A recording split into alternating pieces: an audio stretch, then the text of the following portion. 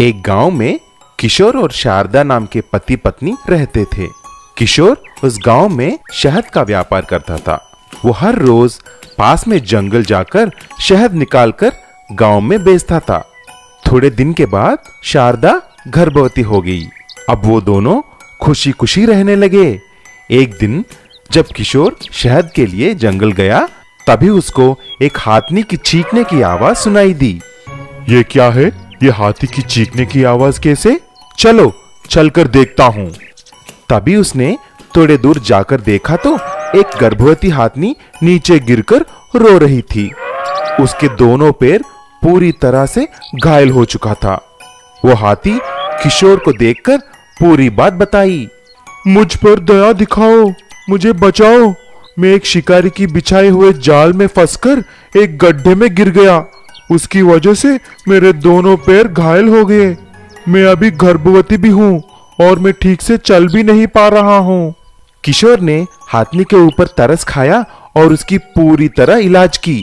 उसके दोनों पैरों को दवा लगाकर बैंडेज भी लगाया। उसको खाने के लिए किशोर के लाया हुआ खाना भी उसे दे दिया। अगले दिन जब किशोर आकर देखा तो वो हाथी की तबीयत और बुरा हो गया। वो अभी भी उठ नहीं पा रही थी।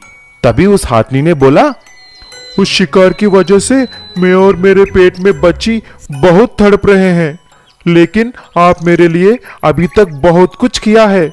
मैं आपसे और मदद नहीं मांग सकता। मेरे बच्ची अभी भी मेरे पेट में ही है। मुझे मालूम नहीं कि वो सही सलामत रहेगी कि नहीं। मुझे आपसे विनती है कि अगर मुझे कुछ हो गया तो मेरे बच्ची का ख्याल रखना। मैं तुम्हें अभी मेरे साथ लेकर जाऊंगा, तुम घबराओ मत। ऐसा बोलकर किशोर ने उस हाथी को एक बड़े से रिक्शा में डालकर घर ले आया। शारदा ने उसकी बहुत सेवा की, क्योंकि शारदा भी गर्भवती थी, इसलिए उसका पूरा ध्यान रखा। अगले ही दिन देखते देखते उस हाथनी ने एक सुंदर बच्चे को जन्म दिया और रोते हुए आंखों से किशोर और शारदा को धन्यवाद बोला।